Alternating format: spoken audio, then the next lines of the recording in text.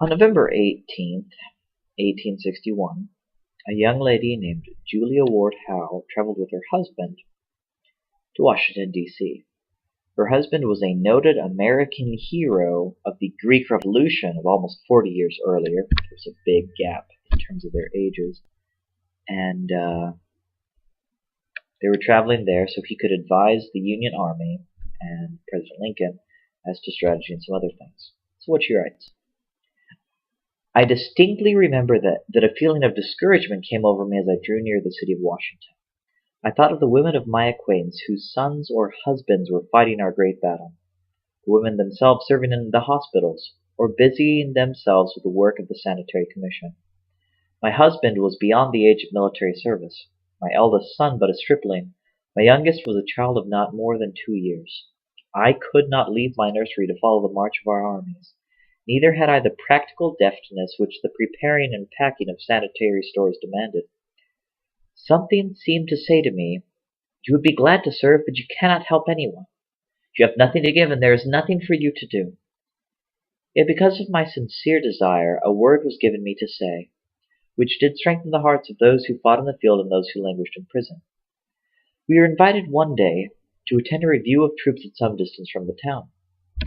While we were engaged in watching the maneuvers, a sudden movement of the enemy necessitated immediate action.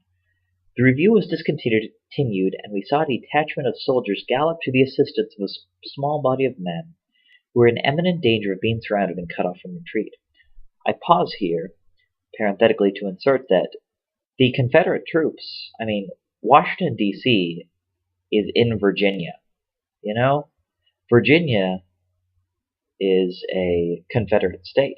Missouri was very nearly a Confederate state. It was one of the most Confederate-leaning states. So when they're talking about how these troops are engaged in action right outside of Washington, D.C., this is really a very serious problem. Anyway, continuing. The regiments remaining in the field were ordered to march back to their cantonments. We returned to the city very slowly, of necessity, for the troops nearly filled the road. My dear minister was in the carriage with me, as were several friends. To beguile the rather tedious drive, we sang from time to time snatches of the army song so popular at that time, concluding, I think, with John Brown's body lies a mouldering in the ground, his soul is marching on. The soldiers seemed to like this, and answered back, good for you. Mr. Clark said, Mrs. Howe, why do you not write some good words for that stirring tune? I replied that I had often wished to do this, but had not as yet found in my mind any leading toward it. I went to bed that night as usual, and slept, according to my wont, quite soundly. I woke in the gray of the morning twilight, and as I lay waiting for the dawn, and the long lines of the desired poem began to twine themselves in my mind. Having thought out all the stanzas, I said to myself, I must get up and write these verses down, lest I fall asleep again and forget them. So with a sudden effort I sprang out of bed, and found in the dimness an old stump of a pen which I remembered to have used the day before.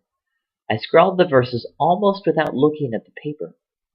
I had learned to do this when, on previous occasions, attacks of the versification had visited me in the night, and I feared to have recourse to a light, lest I should wake the baby who slept near me. I was always obliged to decipher my scrawl before another night should intervene, as it was only legible while the matter was fresh in my mind. Again, parenthetically, I know this feeling. Back. At this time, having completed the writing, I returned to bed and fell asleep, saying to myself, I like this better than most things that I have written. This is what she wrote. Mine eyes have seen the glory of the coming of the Lord. He is trampling out the winepress where the grapes of wrath are stored. He has loosed the fateful lightnings of his terrible swift sword. His truth is marching on. I have seen him in the watchfires of 100 circling camps. They have builded him an altar in the evening dews and damps. I can read his righteous sentence by the dim and flaring lamps. His day is marching on. I have read a burning gospel writ in fiery roses steel. As he dealt with my condemners, so with you my grace shall deal. Let the hero born of woman crush the serpent with his heel, as God is marching on.